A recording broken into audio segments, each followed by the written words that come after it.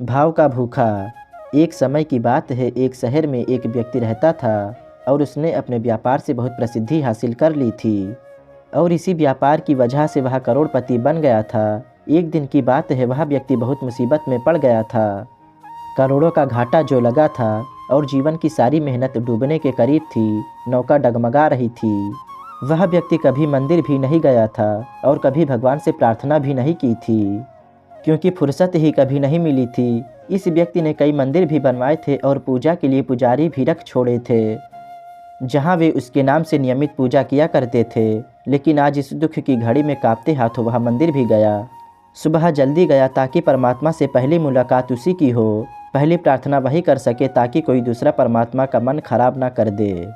बोहनी की आदत जो होती है, कमबख्त यहाँ भी नहीं छूटी। सुबह सुबह पहुँचा मंदिर, लेकिन यह देखकर हैरान हुआ कि गांव का एक भिखारी उससे पहले ही मंदिर में मौजूद था। अंधेरा था, वह भी पीछे जाकर खड़ा हो गया कि भिखारी क्या मांग रहा है। वह धनी व्यक्ति सोचता है कि मेरे पास तो मुसीबतें हैं, भिखारी के पास क्या मुसीबतें हो सकती हैं। और भिखारी सोचता है कि मुसीबतें तो मेरे पास हैं, धनी आदमी के पास क्या मुसीबतें होंगी। एक भिखारी की मुसीबत दूसरे भिखारी के लिए बहुत बड़ी नहीं थी। उस धनी व्यक्ति ने सुना कि भिखारी कह रहा है, हे परमात्मा, अगर आज उसे 5 रुपए नहीं मिले तो जीवन नष्ट हो जाएगा, आत्महत्या कर लूँगा। पत्नी बीमार है और दवा के लिए 5 रुपए होना बहुत ही आवश्यक है, मेरा जीवन संकट में है। उस धनी व्यक्ति ने यह सुना कि वह भिखारी चुप ही नहीं हो रहा है, कहे जा रहा है और प्रार्थना जारी है। तो उस व्यक्ति ने झल्लाकर अपने जेब से 5 रुपए निकाल कर उस भिखारी को दिए और कहा, ये लो 5 रुपए और जाओ जल्दी यहाँ से। अब वह व्यक्ति परमात्मा के सम्मुख हुआ और बोला, हे प्रभु, अब आप ध्यान मेरी तरफ दें। इस भिखारी की तो यही आदत है, दरअसल मुझे 5 करोड़ रुपए की ज़रूरत है। भगवान मुस्कुरा उठे और बोले, एक छोटे भिखारी से तो तूने मुझे छुटकारा दिला दिया, लेकिन तुझसे छुटकारा पाने के लिए तो मुझको तुमसे भी बड़ा भिखारी ढूंढना पड़ेगा।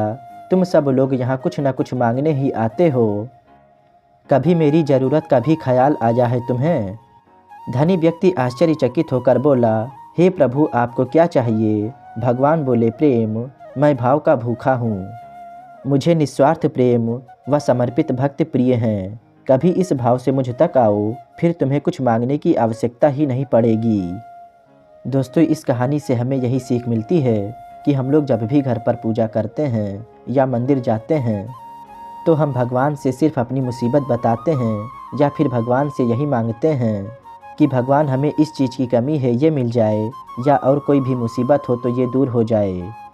तो दोस्तों, हम भगवान के पास सिर्फ मुसीबतें लेकर ही जाते हैं। दोस्तों, हम लोगों को भगवान से कुछ मांगना नहीं चाहिए। हमें अपनी पूरी श्रद्धा से उनका भजन सुमिरन पूजा पाठ करना चाहिए, क्योंकि भगवान भाव के भूखे हैं। और दोस्तों, हम अगर पूरी श्रद्धा से उन पर विश्वास करते हैं तो वे हमें कभी निराश नहीं होने देंगे। दोस्तों, उम्मीद करता हूँ कि इस वीडियो से आप बहुत कुछ सीखेंगे। दोस्तों, अगर वीडियो पसंद आई हो तो वीडियो को लाइक करें और शेयर करें और हमारे चैनल को सब्सक्राइब करें और बेल आइकन ज़रूर दबाएं।